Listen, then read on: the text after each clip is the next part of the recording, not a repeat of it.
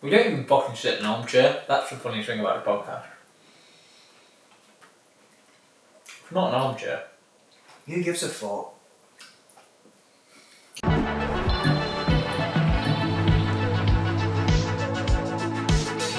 Hello everyone and welcome back to the latest episode of the Armchair podcast. Welcome to all our new listeners and viewers because we've made it. We've gone viral, Josh. Yeah. Yeah. We got like literally like 50 views on YouTube. I'm getting stopped in the gym. Fucking. Well, you didn't get stopped in the gym. I got stopped in the gym. Yeah. People saying, "Yo, I love the pod." Oh, that was class. But this was by a bloke that already knew me, so it doesn't quite. Yeah, it's not the same. No, everyone that stopped me, to be fair, already knows me. Everyone at work found my podcast. Yeah, you nearly had a crisis over it. Well, I'm going to lose my job. Just because you said a few swear words. Get that on a clip. Yeah, no, we need to have that, to be honest. No, it's been a humbling experience, and I think dealing with fame is quite difficult. Yeah, because a lot of people obviously talk about, when they make it, they sort of go off the rails, and I slightly went off. I nearly went off the edge. Oh, you went on a bender on for the 2 rails. weeks. Yeah, I was telling. That's why we're late to the pod. Yeah, because I went on a massive. I got fucked up, mate. Bro, I got bag out and everything. I was going mental. I went crazy. He went off the edge, and then he went to it within the space of the week. Then you went to rehab, and then back. Well, there was people offering me tickets, to games. Saka was calling me, going, "Oh, I love that Foden clip on Miles Clear," and I was like, "Yeah, I know." And then Foden fucking texted me. The question is, do you think Phil Foden saw it? Because well, someone rang me, and I said, "Who the fuck is this?" I went, "How the fuck did you get this number?" Remember that guy? Yeah, remember that Gary Neville thing? How about we need? No, that was different. Oh yeah. Yeah, that Gary Neville clip. I'm just hearing now. It's from Milfield. It's Tony Adams' son. It's Tony Adams. Yeah. Tony Adams. Who's Tony Adams? Tony Adams' son passed me Arsenal Foden's centre number. back. Yeah. Shut up, you fucking Right. Fucking. I tell you what, you're gonna fucking do. You're gonna find me that number in the next hour. What? I can't do it. Right. Are we doing the old clip? All right. Jesus Christ. Anyway, yeah, no, we sort of went to address obviously the big news. We did a clip about Phil Foden, and it clearly pissed him off. I think because he had an absolute unbelievable performance at the weekend. Yeah. And he silenced the haters. And the haters were us, and also the millions of people that watched our TikTok and commented with laughing faces, laughing, because it was funny. It was so funny. We were so funny on that clip. Yeah, we were really funny. And it got loads of clicks, which is the main thing. This is about money, this podcast. That's what I'm saying. It got loads of clicks. It didn't get us loads of money. Yeah. So and if you want to give us money, just send us some money. I'll put my bank details in the YouTube description. Cheers. Exactly. But no, we will start a when we get to like 10,000 followers or whatever. We'll start a Patreon, and then we'll do Patreon only podcast. And it'll be probably the funniest thing you've ever heard. And we'll talk about Christmas films. By the way, Merry Christmas, everyone! It's officially the 1st of December. Well, snow globe out. So we know what that means.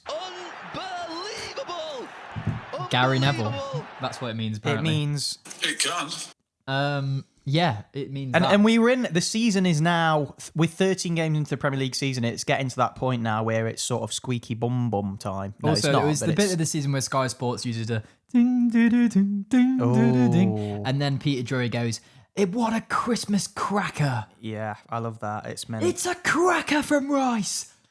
Yeah. It's that kind of stuff. It's the early Christmas present all the Arsenal fans wanted. They've gone 20 points clear at the top of the table. Wow. Yeah, no, I like the Christmas because there's lots of games, and also we're going to be doing lots more podcasts, lots more games. Fan cams are coming as well, so we're going to be doing a fan cam. Yeah, on the 14th of December, we're going to be doing a fan cam. We're going to go to Forest against Spurs. We're going to be interviewing Spurs fans. About how fucking shit they are. Yeah, I'm sure that'll go really well. But I'll be in disguise as Gary Lineker. I'm going as Gary Lineker. Right. I'm gonna watch this space. I'm attaching a packet of ready salted and salt and vinegar crisps to my ears and walk around and go, "Hey, I'm Gary Lineker from BBC Sport. What do you think about?" And then not on the BBC anymore. Gary, he's on ITV doing a quiz show about. Should have thought about that. Some kind of challenge show like the Cube. Do you remember the Cube? Before we get derailed. Yeah, sorry, but the Cube derailed. Well, we're getting derailed. Football podcast. People come here for nuanced takes and poetry. But yeah, we've swapped the duck for a snow globe because obviously it is Christmas, and I'm really looking forward to the Christmas fixtures. And it's that point in the season where people are saying the league tables really start to take shape, and it is taking shape, but it's taking the shape of the championship. Do you not agree? Yeah, it's a bit weird. What is there? How many points between? There's 5 points between 9th and second. Obviously, Arsenal are clear. Let's be honest, we're the best team by far. Is it Liverpool 9? It's Crystal Palace in 9th. Oh, fucking hell. And they are a good team. And this is what I was saying. I said this because obviously I'm fucking like goat of YouTube football in terms of knowledge. And I was saying that this is the most competitive league we've ever had. This is so funny. This is actually so funny. That's a good segue into the Chelsea part. Because I saw this Chelsea fan after the game. It's the guy who does fuck Chelsea. It's the CFC. Oh, is he on? It's like CSV TV, whatever it is. I don't know. Knows. Shit, AFTV equivalent. And he was like, "This league has been washed for the last like 5 years, and we've only, it's just because we've fallen off that we're not winning." And but so then in that equivalent, and then everyone's fell off. So how does that work? How does a league fall off? Especially when every other league, like it's a fact that every other league in the world, well, in Europe, has fallen off. Literally fallen off. And the Premier League is the Super League. Well, basically the most dominant league. We're gonna win. To answer the Chelsea fan, whoever it was, you've spent $1 billion, to be top 4 challengers. So that shows how good it is. Yeah, and you know what? I just want to say one thing on Chelsea. Fuck Chelsea. Literally, go fuck you. Go fuck yourself. Right. But no, the league has actually got stronger. It's the best the league's ever been. Like, this is how we all want the Premier League to be. Arsenal are first with a 5-point gap. It's nothing, let's be honest. Arsenal fans are getting carried away, and I am one of them. But let's be honest, it's nothing. People like Liverpool could genuinely win the league. I know it's no, they couldn't. No, honestly, no, they couldn't. They're only 10. No, they couldn't.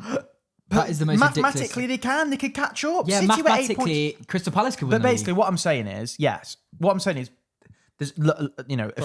we don't know the top 4. Like Aston Villa went from 18th to fucking 5th in the space of like a month. Well, it's almost like we're only 14 games in. How many games? 13 games in. Yeah.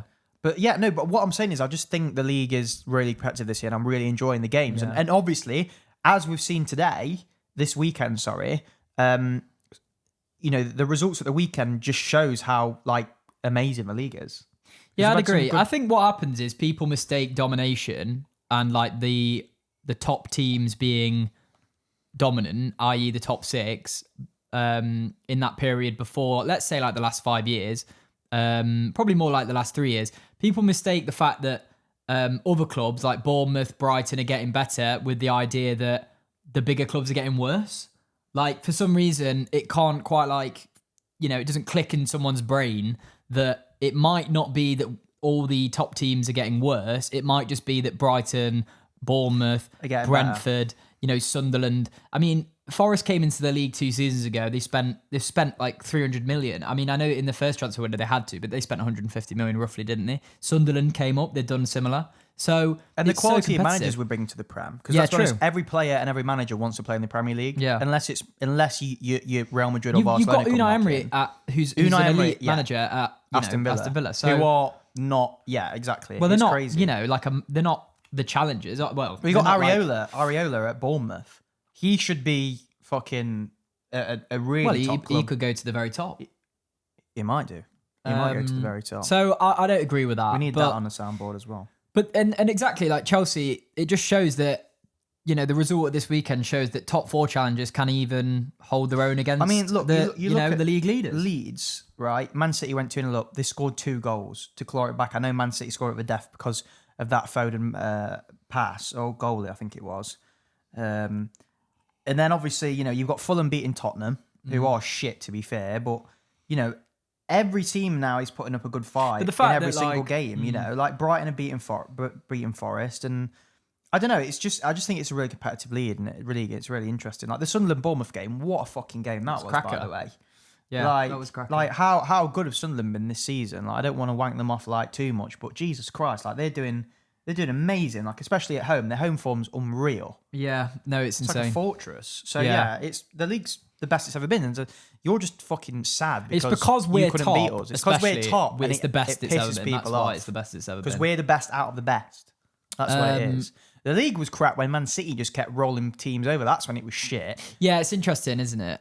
Like, I don't get what... I mean, you could argue that the league was shit when United won it 13 times in the space of 25 years. It was dog shit. You know? So yeah, everyone's annoyed that our legacy is going to be the best team that won in the best leagues. The best league ever. I mean, that's if we win the league, because apparently, if you listen we're not gonna win the to league football commentary, Chelsea win a rhetoric title. and narrative. Do you think Chelsea can challenge? Let's talk about the Chelsea-Arsenal game first. So the whole narrative, obviously, before the game was that Chelsea are now title challengers. A really funny thing, actually, is that when Chelsea won their last game, when Chelsea won against Barcelona and we won against Bayern, their fans were so gassed, thinking this is like the clash of the Titans. It was like their cup final, and even their Chelsea admin tweeted first versus second. By the time it got to the actual game, they were fourth. Yeah, which was quite funny. And it was hilarious. Yeah, that did make me laugh, actually. Yeah, because it was, build is like the, the big challenge. Yeah. They're getting a bit carried away, like even the whole club as a whole. Like, and look, I know Chelsea fans are probably going to be like getting riled at this because they think they're bigger than Arsenal, but at the end of the day, like, no offense, you haven't won anything in a while now. Club World Cup champions, mate. Oh, don't get me fucking started on that pile of Does shit. that count? To me, I don't care. It's a pre-season that trophy. has got as much weight as Community Shield. That's like in career mode when you enter those pre-season. It's that's exactly what it was. That. Like I don't care. If you we add do any not weight care. to it, no one gives a fuck. We do not care. They're the only ones that fucking care. Fair enough. I what I would say is yes, they've won 2 European Cups, but it's Kai Havertz that won you those. Won one anyway. That's what's funny. And Mason Mount. Yeah, exactly. You sold them. And you sold them down the fucking river. But I would say that, to be fair to Chelsea, when I came into the game, I was a bit nervous just because I think playing Chelsea anyway, and it was shown in the first 30 minutes and the whole game really. There's always a chance that something could happen. It is a derby game, and it's not that far. It's not that dissimilar from the Tottenham game, really. Well, the only difference was Tottenham are absolutely fucking dog shit, which we'll get on to later. But yeah, I had a similar feeling of like, well, Chelsea, like you say, they're desperate to beat us. They have great players, to be honest. I was, during the performance, I think Esteval was pretty poor, but I actually think, he looks good. Palmer, obviously, on the bench, but I was worried if he might show. I think Neto on his days good. Decent. I mean, yeah. And obviously the big thing, famously, was the big midfield showdown. Rice against Caicedo. Yeah. Even though they play in different positions. Yeah. And Rice is obviously better. Just better. Like, if you've got eyes, you can see he's just a better football player. Yeah. So, to me, it's not even a debate. It should be Rice v. Rodri, but the only problem is Rodri's fucking injured, and also it shouldn't even be Rice or Rodri. The problem with Rice is now, in my opinion, I know he doesn't get the amount of goals, but he's more of a Lampard style player, and this is why Chelsea fans are so fucked. This is why Chelsea fans hate us now. Because I know they go to sleep at night and they're fucking fuming that we've got Rice, and they think they should be in the position that we're in. Yeah, and they should. They should. Yeah, because they've spent loads of money. Yeah. They should have got Rice. Yeah. But what the problem is, they recycled through too many fucking managers. They put themselves in a bad position. The fucking billionaire American owner set them back a few years by buying Mudryk. Also, do you know what I mean? Having a Russian oligarch as your owner for 20 years caught up to you. Yeah, and that's all it is. And you fuming because in their eyes, and I think they should be where we are. They should have Declan Rice because he is Lampard. He is like, in my opinion, like, I know he hasn't got, in terms of like the Lampard was a way better finisher. But in terms of what he actually offers to a team, like he's a leader, he's a box to box. He's not a Rodri, he's not a controller, player. He's not a, like Zubimendi, Rice and Caicedo. That should be the debate. What do you mean? In terms of where they play, do you mean and like how they Rodri? Play. Yeah, Rodri, sorry, is Zubimendi and Caicedo. Yeah. Because they're in a six. Yeah. And their job is to break up the play. Rice used to be that type of player at West Ham, but I only think the reason why he played there at West Ham was because He was so fucking good at tackling, but he's actually better at doing the other stuff, going forward, pulling players out of space, making them long runs forward. Like every single time you see a compilation of Rice at West Ham, it was always when he was surging forward. Like, no, it's just funny, I think, because I think the point that you made about Rice is really interesting, because I think as soon as Rice became a really dominant player at West Ham and you knew he was going to the very top, I always had the sense that I never really saw the City link. I didn't believe it because they had Rodri as well, and I didn't really see him as like a City player. No, he didn't. But because he was at the Chelsea's academy, you just felt he's from that neck of the woods. He's from Kingston, I think, ish. I mean, Nick, I've got a mate Schneider. He would say that it's close enough. And I think, I just thought I saw him as a kind of archetypal, maybe a Lampard successor. I'm sorry, but like, if it wasn't for, I think this is why Chelsea fans are fuming. Football's all about timing. And I'm sorry, but Chelsea fans are just unlucky because he's definitely a Chelsea player. He's not an Arsenal player. Like, they're just unlucky that at that time, when Rice was looking for a move and looking to win trophies, we had, let's be honest, an unbelievable manager, and we were on the path to success. To be fair, though, Chelsea 10 years before that, 20 years before that, he was probably a United player, the kind of player that Ferguson would just get, like Roy Keane in that sense, like the English player, the dominant, like who will be the dominant force in the Premier League. It's the exact kind of signing that Alex Ferguson would make, and it was said at the time. And I remember thinking when we signed Rice, that was the moment for me when I thought, okay, we have to. It was one of the something. best announcements. It was the moment where every Arsenal fan, when we signed him, we were like, "This is monumental for the club." But he just is because it's quite funny. He's Like the best midfielder in the Premier League and probably the best midfielder in the world right now. Which is other than maybe Vitinha, but no, because he's got more than, in my opinion, he just offers. He's got everything. He's got everything you want. He's set pieces. He can score goals. He can Forest run. fans He would can say tackle. Anderson as well. To be fair, No. But in terms of like a complete profile of a player, do you understand what I mean? No, I get what you're saying. And like, and it's back. It's backed up. Like, if you're a humble fan, you would admit, like. Yeah, he's doing it on the top. He's doing it at the top level. And even against Chelsea, right? I thought it was really good. Chelsea fans are going to say fucking Reece James played better than him today, but I think he's just fucking knackered. Like, we played Spurs, Bayern, and this is the thing. This is the thing that has annoyed me about this game as well. Like, yes, you could argue that Chelsea had that midweek fixture as well, but there was a red card in that game, and it was slightly different. I also think Barcelona are incredibly overrated. Their defense, they're shit. They look shit against Chelsea. Their line and the way they attack probably suited Chelsea anyway. You've had 2 easy games, I'm sorry, before us. Then you had an extra 24 hours rest. Yeah, you can't say Barcelona's an easy game, but you can, But compared to a North London derby then playing and Bayern is probably, the difficult set of fixtures. I don't like to make excuses, to be honest. I even though I do want to make one excuse as well. Right. But to be fair, like so not only did we have that set of fixtures, right? We've come off the back of that. We're away, and I think in fact, people forget. Let me make 10 more excuses. No, but people forget, like, this is an excuse, but it's really funny from Chelsea fans. Like, even if Chelsea was shit, which, we would struggle at Stamford Bridge because it's, it's cliche, it's a tough place to go. It's a horrible place to go. It's a horrible place to go. We've been better recently because you've fallen off, but like, even if you were 10th, you would be desperate to beat us, and it would be difficult. It is always a difficult game. That's been taken out of context. Then you've got and it is true, Nketiah and Mosquera starting in that kind of game. We were always going to be on the back foot, I think, because of that, and because they were up for it. They were treating it like a cup final, and I think throwing those two in when Gabriel and Saliba are so crucial, they are the rock of our team. Really. Yeah, I mean, I'm just gonna. Not to sound like a fucking, what's the word, oracle, but before the game, I was fuming that Saliba was injured because I just looked at that. And you kept saying, don't worry, like Nketiah and Mosquera, like they're proven players, have done well so far. They have. They did all right, to be fair. Yeah, they did okay. I'm sorry, either. but them two, you don't realise how important Well, I Gabriel do realise how important yeah, but I realised well before the game, because obviously my football knowledge is unreal. They are so important to everything that we do because we build from the back. Like, they are so important. Set pieces, everything.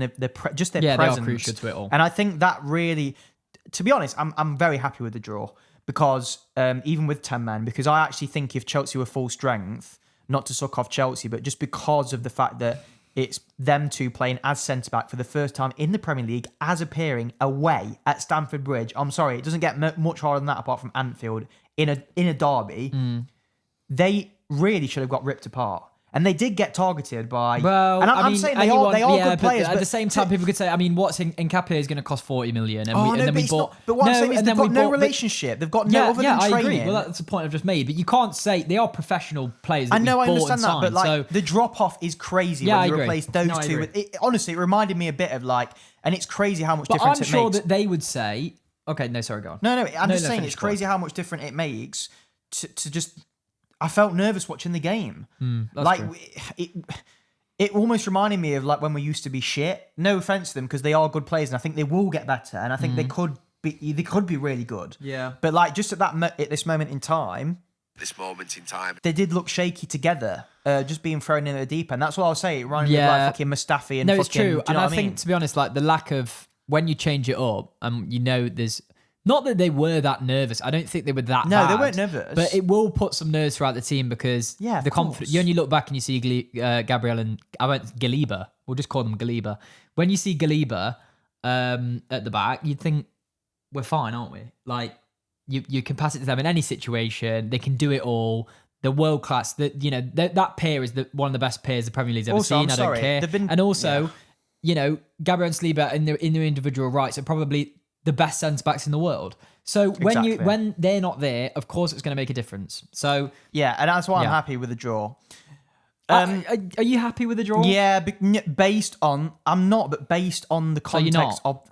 Well, you just said, I'm happy with the draw, and then I said, are you happy with the draw? Who the fuck is ever happy with the fucking draw? Well, you just said 4 times. It's the whole thing again now. You don't trigger me. It's the whole thing now about good result, good draw. They've just watched this. You say... I'm happy with the draw. I'm happy with the draw. And I said, are you happy with the draw? Yes. Categorically, and then you yes. said no. No, because of the circumstances. If Gabriel and Saliba were playing, I'd be fucking fuming with the draw. Right. And I'd be saying, that is not good. We're not going to win a title. Well, yeah, because it did have 10 men, based which on the really circumstances. I'm sorry, that doesn't make sometimes it's harder to play against 10 men. I agree. And also, we did create chances to score and we did come from behind. So based on the context of it, I don't think we bottled it. I think we played well. I think the two centre-backs were thrown in the fucking deep end, sink or swim. And Chelsea, I'm not going to lie, I'm going to give you credit in terms of fair play. You turned up and you fucking tried to put it on us. But you were, I'm sorry, dirty fucking bastards in that game. Your tactic was to rough us up, to target our two centre-backs because it's a new centre-back pairing. And fair play, it worked. And to be honest, it's the only way you can beat us. I'm sorry, I'm just going to say that. If us two just played pure football, we beat you. And it's just a fact. So you just thought, we're just going to put it on you. And they did. I mean, look, there was fucking so many yellow cards. They were smashing in 2 into minutes, us. Wasn't it, into Saka? And then CAICEDO gets a red card like an idiot. And that's because the manager and the players, they're just thinking we're just going to get into him tonight. I said 5 minutes in. The tactics were shocking. To be fair, we both said 5 minutes in, there's a red card in this. Because the way they came out was clear that they were... I'm not sure what was said in the dressing room, but it seemed like Maresca said something along the lines of get into them, basically. Yeah, this is it. This is a cup final. Just batter them. And in fairness, I kind of respect that because it is a derby. That's what I thought. Thomas Frank could have done a bit more. But what I'm saying is, this is the naivety of the Chelsea. This is why I don't think. But Chelsea I think it was slightly naive because we used to do the same thing. To be fair, I actually think that with 11 men, you had a much better chance of. Stupid. You had a much better chance of winning it, of winning that game because we were a bit knackered. Yeah. The reasons we just discussed about the centre backs. So I think. If Chelsea... It was a bit of a strange decision because it was tactical because every single player on the Chelsea team were battering us, basically. There were João kicks. Pedro ran into Mosquera in the first 30 seconds of the game. Yeah, it's Cucurella and Saka straight away. Yeah. It was clearly a tactic, and I actually think it cost you the game. It did. Yeah, it did. And particularly CAICEDO, I don't know... I think he gets away with it a bit anyway because he's one of those destroyer kind of players. Also, he looks nice. Do you know what I mean? He doesn't look like a cunt. And I think the refs see that. He's a bit like Kante in that respect. Do you know what I mean? He can get away with a few because they say, he's not that type of player. Well, yeah, I guess he's just... I know what you mean. He's not a big character. He's not a shouty person. And he's not big. He's not a big... No, he's not really an imposing figure. Yeah, I know what you mean by that, actually. But I would say that he gets away... He rides it quite a lot. And I think I don't know if it was the CAICEDO debates or it was something along those lines or the links to Arsenal that he had at certain points and he thought, I need to prove myself here. I mean, it was a clear red card. Left a lot in. I don't even think there was some stuff like, he slipped into it. It was reckless anyway. I mean, he was late. And for someone that's meant to be an elite, tackler, destroyer type player, it was clumsy. So, also CAICEDO basically cost Chelsea the game. It was in the middle of the park, and he was facing it. Mourinho wasn't going anywhere. So yeah, I understand that type of challenge if you're outside the box and you think Mourinho's in a dangerous position, but that's also why it was a red card, because it was just silly and it was reckless and it wasn't necessary. There's people trying to say, like Gary Lineker and other Chelsea fans saying that it's not a red card. Like, I'm sorry, but if that happened to you, you'd be fucking fuming if that wasn't given as a red, because that would fucking hurt. And like, if his foot was firmly planted on the floor, it could have been an injury. So look, it's just the way it is. And in a day, you caused it, like not the fans, but like the manager and the players that came out. If you would have, honestly, I'm saying this now, we were shit. And I think if you had 11 players on that field and actually just tried to play football, put it on as a bit 'cause it's a derby, but put it on as not that aggressively. I think you would have won that game. I think you would have won the game. I think it went to that. And it's a shame, really, because it's not a shame, is it? No, for you, because I think, just to give, I'm taking my bias hat off. I think you were very, very, very good that game. Like, I think, you were. It's the best I've seen Chelsea play in years. Not to be Roy Keane, but you can't be good if you get a red card.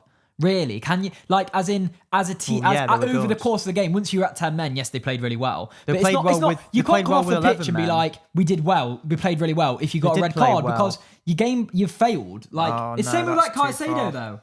No, but it's so funny because the whole debate about, CAICEDO is an elite midfielder. Well, it's also, the game is about mentality as well. But can you not accept Could you that imagine Chelsea were Rice better doing than us? No. Well, exactly. But do I accept that Chelsea were better than us? Yeah, to be honest, I was saying to you during the game, they were better in terms of like with 10 men. But then again, like you said, it's always easy. It's actually, they were better with 11 men though. Yes, but also Bayern came to the Emirates and they were better than us in the first 30 minutes. It's a 90-minute game. Yeah, true. So I think we would have warmed up a bit. We had a lot of. I wasn't. Were you nervous? No, I wasn't nervous. I didn't. Yes, I think they were playing a bit better than us, but I wasn't. We had a couple of chances. I wasn't deeply concerned. I think the crux of it is, Chelsea remind me of the Arsenal team that season when we got Gabriel Jesus and we were playing nice football, but we were naive and we looked too excited. No. Listen, I think you're giving far too much credit. Pointer. I'm gonna fucking kill you. What I'm saying is, in terms of I don't think they was good because we were exceptional that season, right?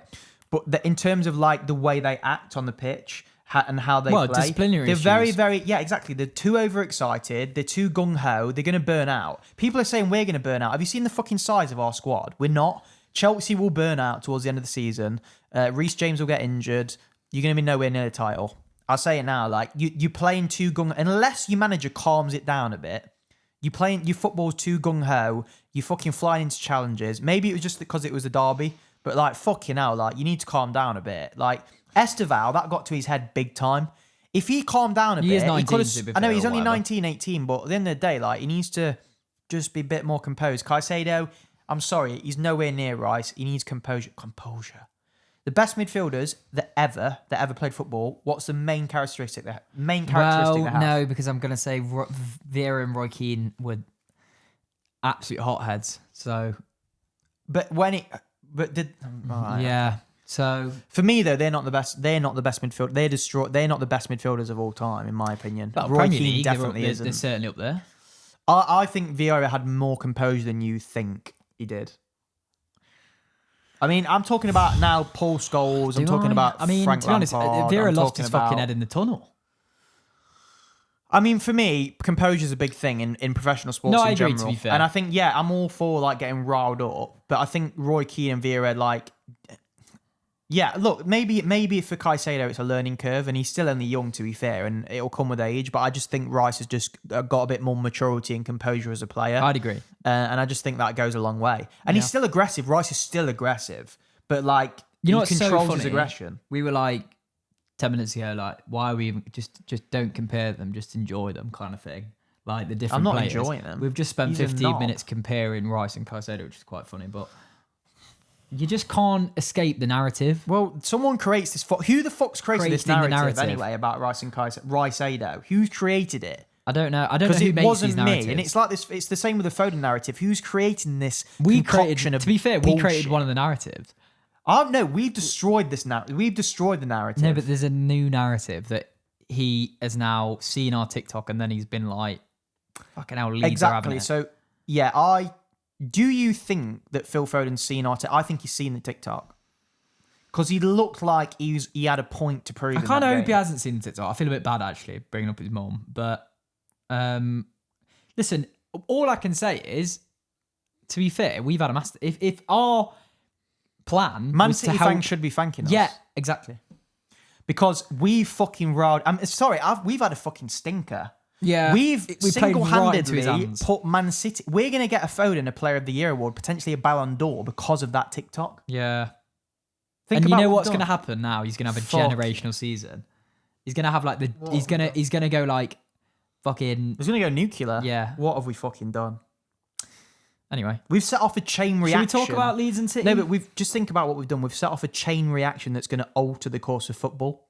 You know, on like James Lawrence Alcott's podcast. No, you plug this podcast every week, and I say No, I don't listen to it's it. not. It's the ripple effect. Oh, right. It's called sorry. the ripple Oh, effect. yeah, of Something course. happens That's in his actual football and it podcast. changes the course of football. You're saying our it's our TikTok on clip. Phil Foden Yeah. to potentially change the course of football history. Maybe. It might have. It might win England the World unleashed Cup. Phil Foden.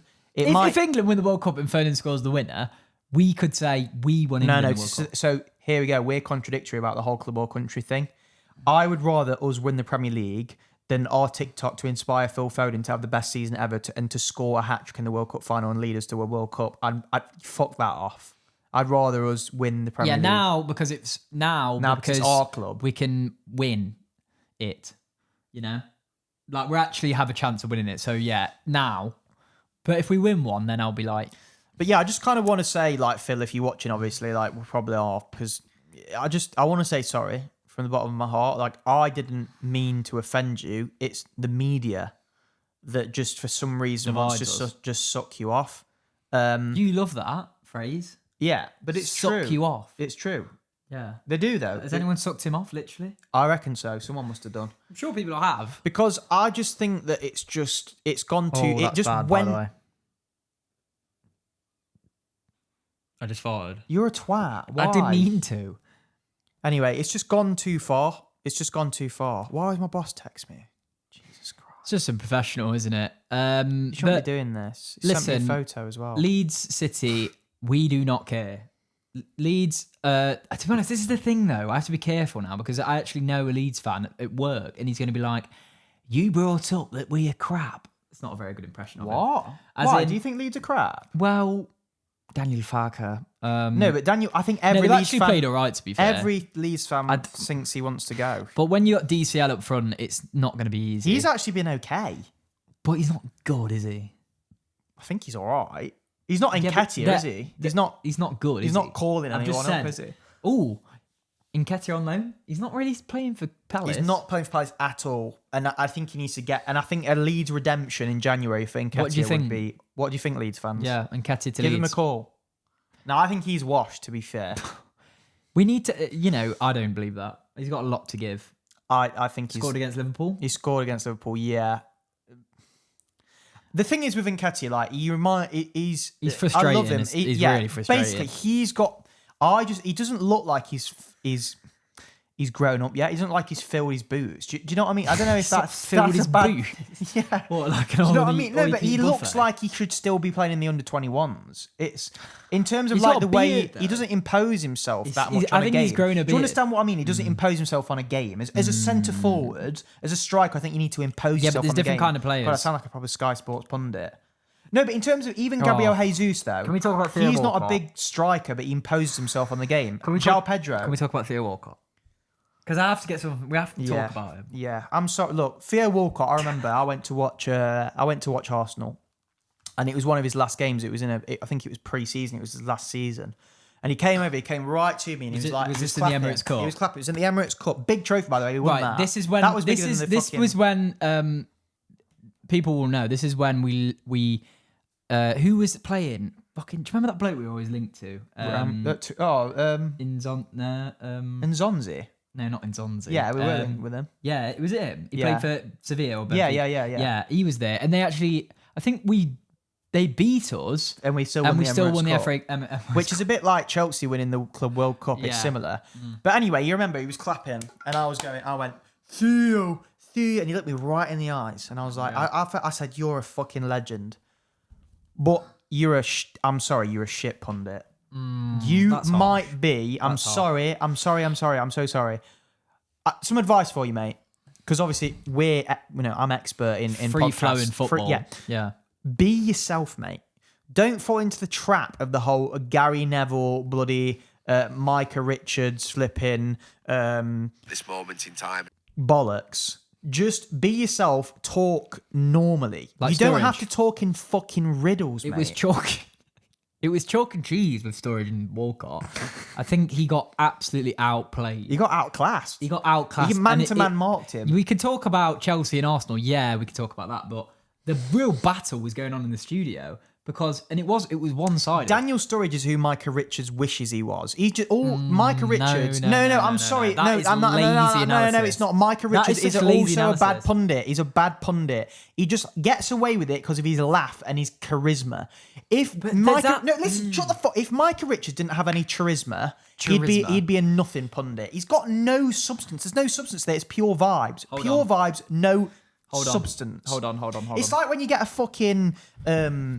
It's like when you go to the chicken shop. Here we go. No, honestly, and you get like a box meal, and you're eating it, and you think it's good, but it's actually crap. It's just vibes. What a crap analogy. You could have gone with like a Subway that's got a Subway. What do you mean? What kind of Subway? That's something just you all make. Vibes. That's something a chicken shop. What could happen? There's two compartments in a chicken thing. What I'm saying is, it's chicken. There's vibes. But you can't open a chicken thing and go, it's there. No, but do you understand what I mean in terms of like... The analogy was better because you might not see what's in it. Do you get what I'm saying?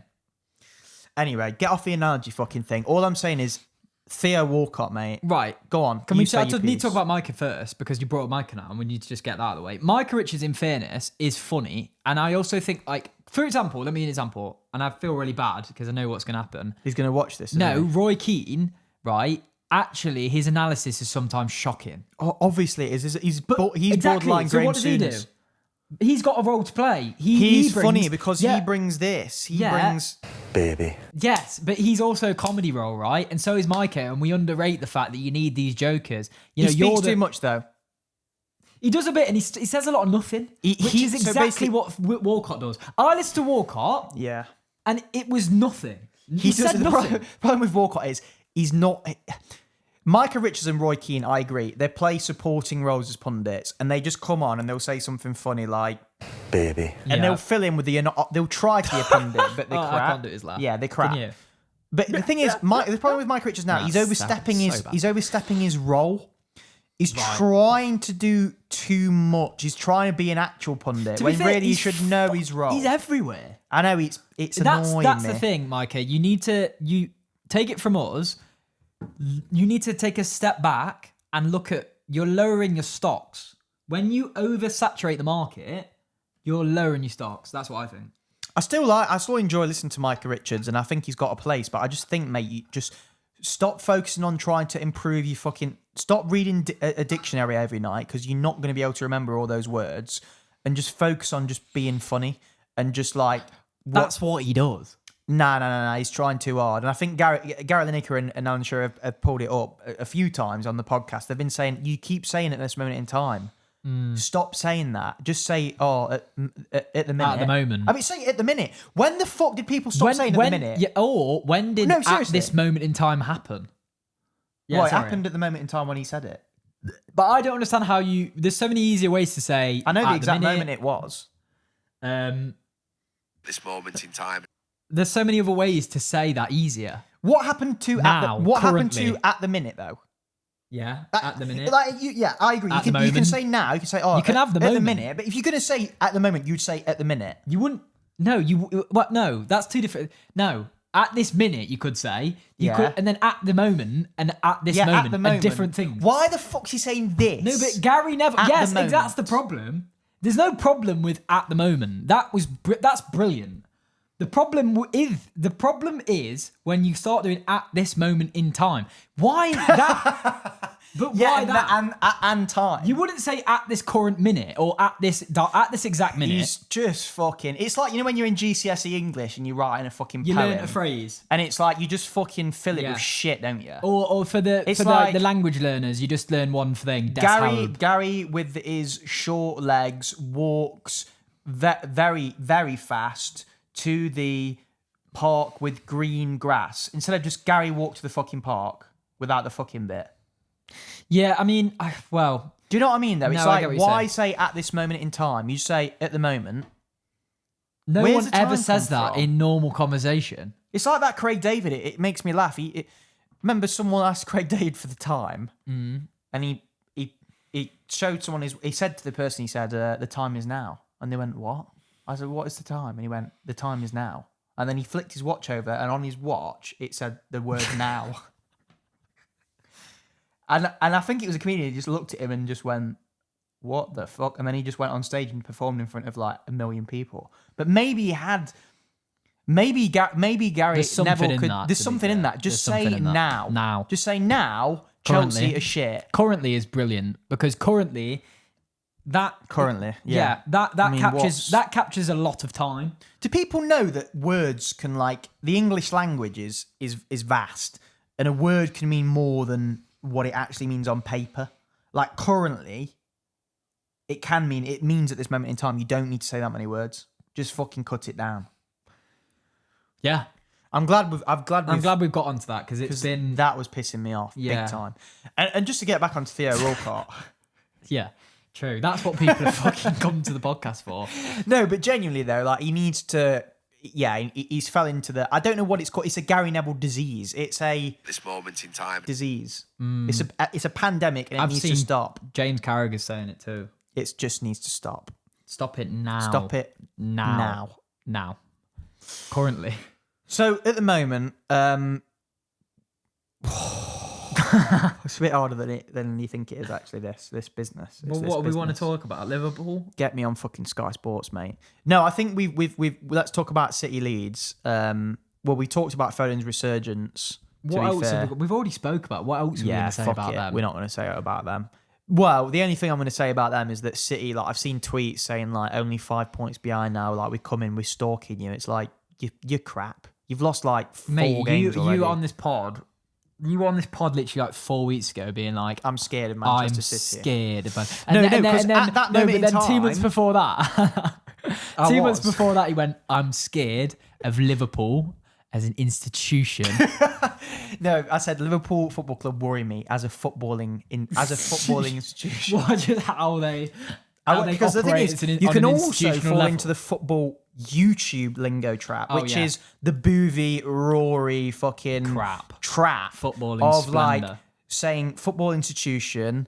What other shit do they say? They say stuff like, they say like it's like they say gargantuan. It's gargantuan. Gargantuan. Yeah. They say stuff like that. Yeah, but you can get into that as well. It's a massive moment. Yeah, I mean, that's just a normal thing to say, isn't it? It's a massive moment. Yeah, well, they say, look, just look it up. They do say things. But that pisses me off as well. They just say things and they're just not true. Yeah, but it's clippable, which is what we need to do more of. No, we don't. People watch this podcast because we're real and we're honest, and that's why we get views. So that's why we got all 50 views last time. Yeah, mate, we're going to go fucking global. So, do you want to talk about Liverpool? Second half of the season, we're doing a title charge. Yeah. People come for the soundboard. Yeah, soundboard is fucking mint, to be fair. It is quite good, actually. Yeah, let's talk. What do we want to talk about, Josh? Liverpool. Well, we could talk about Liverpool, but I don't know if I care. They, as a football institution, I'm worried. You think they're back? Isak scored and they've won against fucking. Are they back? Who was it? Who did they win against? Irrelevant, wasn't it? Was it Wolves? Who the fuck did they even play? You got a 50-50 chance. Wolves or it'll be some crap. Come on, you should know this. We do have a footballing podcast. West Ham. You just scroll past it. Of course, it was West Ham. Yeah, no, I'm sorry, that's irrelevant. 2-0 against West Ham. Yeah, great. All right. Yeah, you're going to finish top 4 if you're lucky. Is that what you're saying? Isak is not bad. You said Isak's- mathematically they could win the league. Yeah, I did tell that before the podcast. Well, what I'm saying is they're not going to win the league, but mathematically they could win the league. They could. Yeah. Would be fucking so funny though. Like it'd be typical. Like, Do you think Arsenal they will get Premier top League. 4? Yeah, it's a difficult one at the minute, isn't it? I mean, let's be honest. The top 4 at the minute is fucking Arsenal, City, Chelsea, and Aston Villa. So Aston Villa. Aston Villa. So when you Aston, Right, Aston Villa. So when you look at it at the minute, you think, well, they probably could get top 4, yeah, because they just need to usurp Aston Villa. At The thing minute. is, I actually think Villa like better coached. Yeah, got they some are. quality. Look at the players Liverpool have got, man. You haven't got the Fucking same hell. depth. Yeah, It's exactly. mental. And like maybe Isak will. I always said though, like they'll be fine eventually. I didn't think they'd be in this much of a crisis in the first place, but It is pretty funny. I think they will. Oh, it's brilliant. But Look, they've won against West Ham. What I mean, look, they happened could is, lose. The when thing is, did that- they won against Villa, didn't they? but when did and they that lost picture again. come out of Arne Slot like that? Have you seen that? No, I don't want to see it. Give Put me an image of that nightmares. on because He I looks don't know. he looks like a pig. I don't like him. You can't say that. He doesn't look like a pig. That's horrible. That's horrible. He looks like a pig. I don't like him. Why'd you laugh then? No, because If he no, I'm saying that cartoon. I think it's like Porky Pig. Porky He looks Pig. a bit like that. Oh, I mean, there are similarities. He's just bold. It's not his fault. I mean, It's not his fault. I just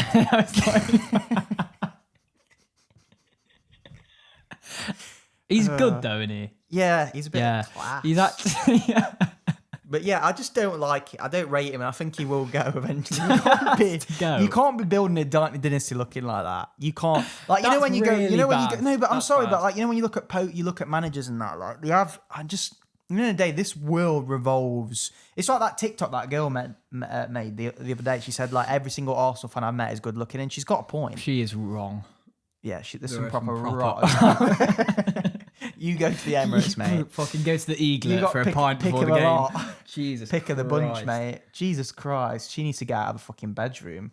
She's on some like hot boy Arsenal TikTok. We need to jump on that, by the way. Yeah, I We don't need to know get clipped how up we by get hot that. boy Arsenal TikTok. I don't know how we're getting that, but we'll try. I think we just sit on the tube with a book if we ever leave this fucking house and just like take photos of each other and we're post them not. on TikTok with like a let it on. I'm not fucking leaving.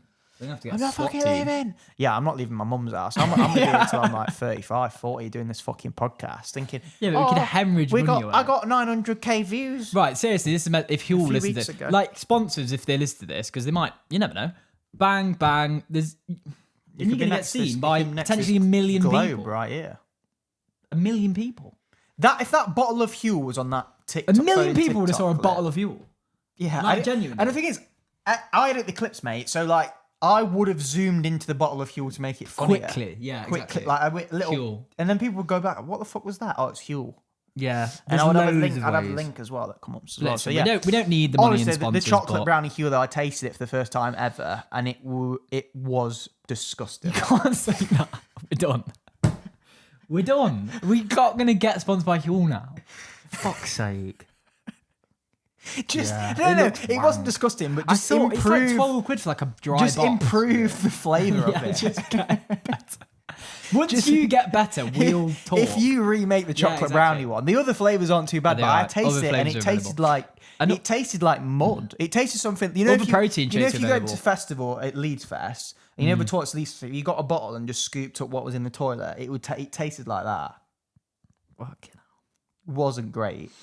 So yeah, just improve that. Yeah, once you get better, we'll talk. Yeah, come to us with the facts and the money, and we'll talk. Let's talk numbers. And even if it still tastes like shit, I'll promote it and I'll say it tastes nice. And people will still try it because they'll try it out of curiosity and rely on it. And it's a bit, if it tastes like, you're going to get found out.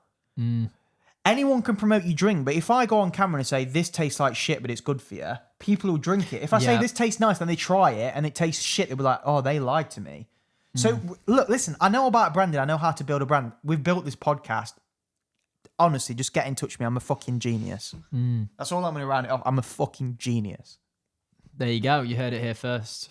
But yeah, Slot. Yeah, can we move on from Slot? Because I just think about Slot. I just think about a farm. Fuck. Fulham. I want to talk about Marco Silva, who looks kind of like a Spanish version of Deck. Like Anton Deck. Anton Deck. Yeah, he does actually. He looks like Ant. Yeah. No, Deck. Oh, does Ant's not the small one. I used to think that Ant's the big one. No, what's his name? Marco Silva. Yeah. Marco Silva looks like Deck. Isn't he he's the Aston Villa manager, isn't he? I'm fucking joking, obviously. It's a football podcast, Jesus Christ. I actually think he's a common. Yeah, he looks like a mix of both. No, he doesn't. Deck he does, he's got a bit of a big forehead. Look at his forehead. Look at the ratio. He looks like Ant and Deck combined. It looks like if you got Deck's face. No, you got Deck's face and you put it on Ant's head. No. He does. No.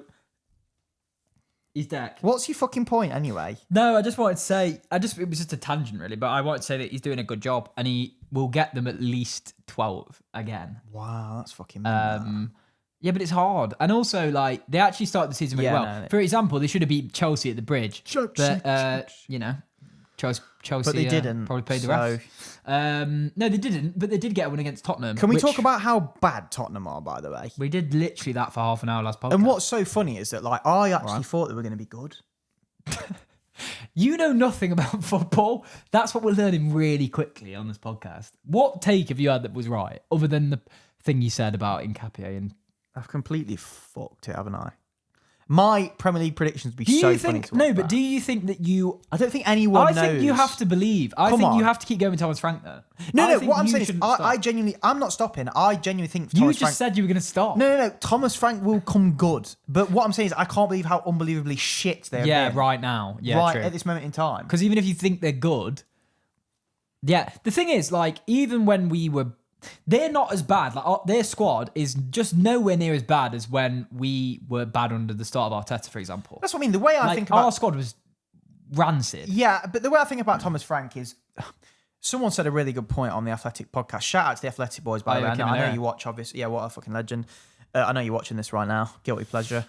What I'm saying is that. Fuck! I just thought about him too much and shit myself. I just pictured him watching the podcast and I just literally shit my pants. I got stage fright on my own podcast. There's no one fucking watching it. No one's watching. Mum's just behind the camera. The dishwasher's not been put on. Yeah, the dishwasher. Thank fuck for that. People are commenting saying, is that dishwasher going off? No, what I was about to say, what's his name? Frank. No, Io. What I was about to say, Io, was that I actually think that Frank will come good, and I compare it to Arteta's start at Arsenal because we were so bad that it didn't. At one point, though, didn't it? Right? It didn't think. You just thought, "Fucking hell, this ain't going to work." And I think he's that good of a manager that I just think it will, and that's why I've got my. It's like this podcast. You think in a minute it could never work. I think the fundamental difference between Frank and Arteta is that Arteta had one goodwill already because he was a former player and a captain. So we liked him and we wanted him to do well. Also, we had no other choice. Yeah, and also we tried a name and... But that's why I don't think Spurs have got another choice. I think you have to do... Yeah, but do you know what I mean? Like, they could easily just get rid of it. They haven't got any allegiance. The thing is, though, with Spurs, it's like, you can't... Thomas Frank's going to get lots of time. You know why?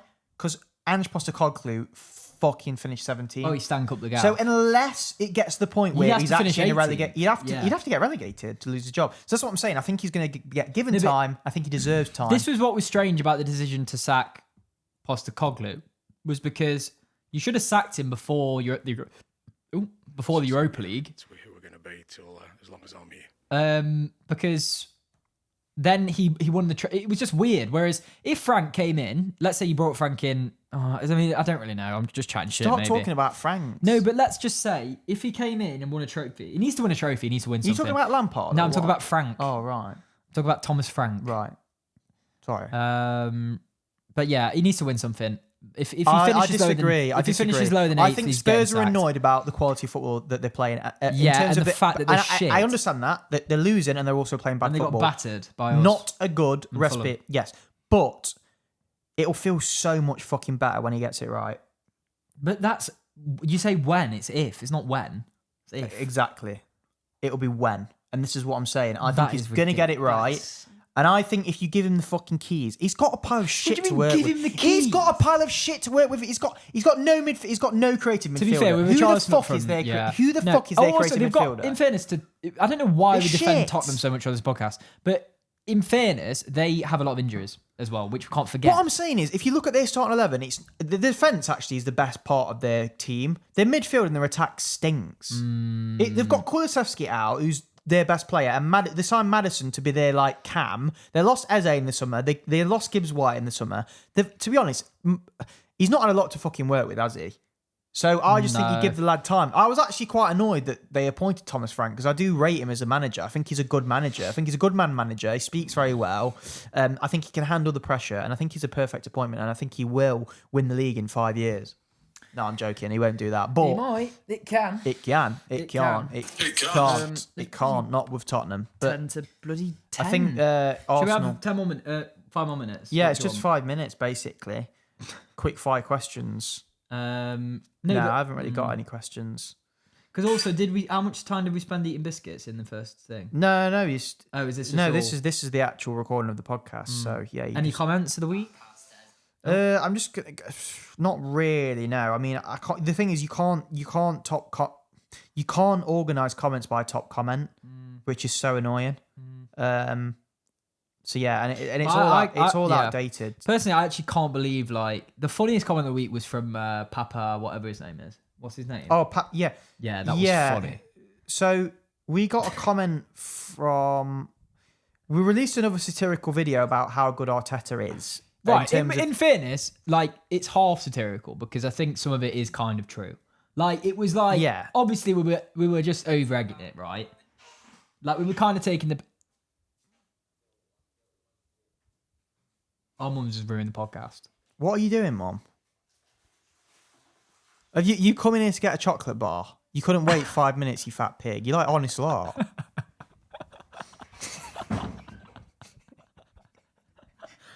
Right. Sorry about that.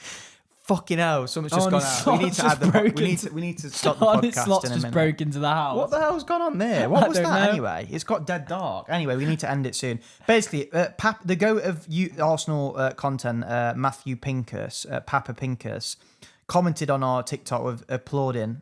To be fair, applaud the goats because we are on top. We've had a really good comments. It's great.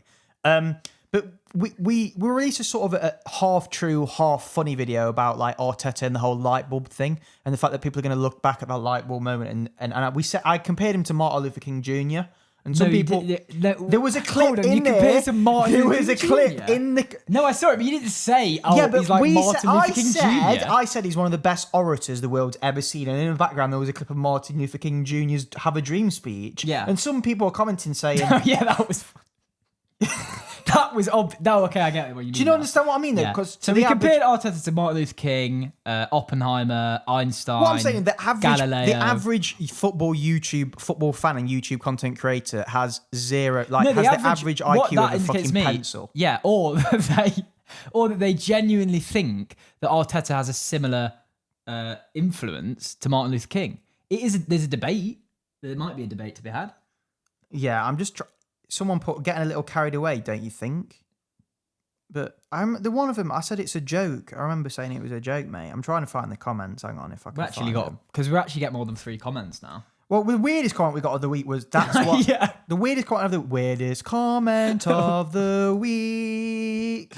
Get that on. So the weirdest comment of the week, baby. We don't have a noise. Yeah, well, I can. The weirdest comment of the week goes to Goy Man United. He says that's why they put him on the Epstein list. He has to be stopped.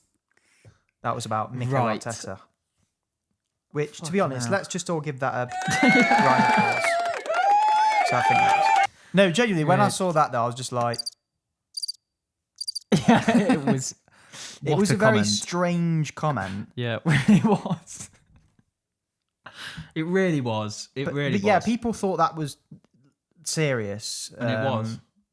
No, in terms. So someone commented, "I'm an Arsenal fan, but calm down a bit. You guys are the reason us Arsenal fans get roasted. You're the reason we get roasted because you're thick as fuck because you didn't realise it was a joke." Then someone commented, yeah, this makes me embarrassed. I put, it's a joke, lads. He put, if it was a joke, I do apologise, but that's not the way it's come across. Love Martin Luther King. Love the positivity, lads, but it was actually quite cringy to watch. What's cringy is your comment. You melt. Calm down. Someone put, you calm down. And then there's arguments in the comments. There's grown men arguing in our comment section about Arteta. Edit. And they're 35 years old. Someone put, calm down. Too many times we've been in this situation and too many times come to the end of the season we fall short. So forgive me for keeping my head on my fucking shoulders. It's great being the best team in November, but it's how you finish the season. If we win a major trophy come the end of the season, there will be no calm about me. Fucking hell, calm down, mate. Sounds like you need to calm down. Then someone commented, people will say what they want to say, whether you talk or not. Someone put, agreed. So why? What does that mean? This is a funny thread. Agreed. So why do I need to calm down? All this, it sounds like everyone needs to fucking calm down. I'm just saying what I want to say, whether you talk or not. Fears. No, and then it was a handshake. Then they just shook hands. They shook hands in the comments. They sell world peace in the comments. No, but this. What does this mean? People will say what they want to say, whether you talk or not. I will not speak. I don't know. I prefer not to speak. I prefer not to speak. We need to get that on the soundboard. Yeah, we do. To be honest, the soundboard needs updating because at the minute please recommend some sounds because at the minute the sounds are shit. We'll end with some sounds so you can enjoy, and then we'll probably just put the theme music on. But just enjoy these sounds. Start off with this. All right, you ready? That one's bad. That one is bad. That one's playing. That's my favourite one. That's really. I'm done with that one. Yeah, same. It's embarrassing. Done with that one. It's a disgrace. We don't really use that enough, but no. It's just who we are, mate. Yeah, to be honest, it needs updating. No, that stays. Literally. That's my voice. That's terrible. What's that? I'm rapidly falling out of love. To be honest, all of it needs replacing, and we need more because I'm getting bored. It's like Jimmy Carr when you go see Jimmy Carr and he's still making jokes about fucking your mum. Yeah, it's like, mate, start making jokes about your mouth. Got some new material. Second half of the season. That's okay. In by Fernandes. That's probably one of my favourite moments this season. That's not Arsenal related. It was quite funny. No, and then that stays. That's the only one that stays. I think that's the only one that stays. But yeah, thank you very much for listening to the podcast. We appreciate your support on Instagram and TikTok, all the follows. Just please, if you're gonna comment and have arguments in our fucking comment section, listen to the fucking podcast. True. You might as well. You might as well argue in the comment section. You clearly got no life, so you might as well commit just an hour of your life listening to fucking sound on a soundboard and us talking about Arne Slot looking like a pig. I can't think of what else I'd rather do. Yeah, same. It's the best. So this is the best football podcast on YouTube. Period. If you're not listening to it, you're an absolute melt. You're a melt anyway. That's the thing. We're all inclusive. So our audience is melts. But basically, yeah, just please, we're going to be massive. So just get on the bandwagon now and don't look like a fool in a few years' time. You look like a fool. You look like an idiot. You honestly look like an idiot. Because if you get on it early and if you say to your mates, this podcast is really good, these lads are going places, you look like a fucking... You look like Arteta in 5 years. Yeah, you look mint. Whereas, you look like Andy Postecoglou. Right now you look like Slot. Yeah, you look out of your depth. You're trying the same things. You're doing the same things it's not over and over working. again. You can't keep listening to wrestling football. You can't keep listening to the fucking club every week. To the club. It's not getting better. It's getting worse. It's a fucking great point. Get yourself on this podcast, lads, because it's only getting better. True. We got one direction. We're going to the very top. Yeah. That's it. All right. Cheers. Take care, everyone. Right, bye, guys. See you in a bit. Thanks for watching. Yeah, do you want to play the fucking sound? Yeah, I'm going to try and find it. Is it this one? It's blue. Baby. Oh, nice. Sorry, that's the wrong one. Rim shot. Oh, it's not that one. Sorry. It's ducking. What the fuck? Sorry. That one. Right.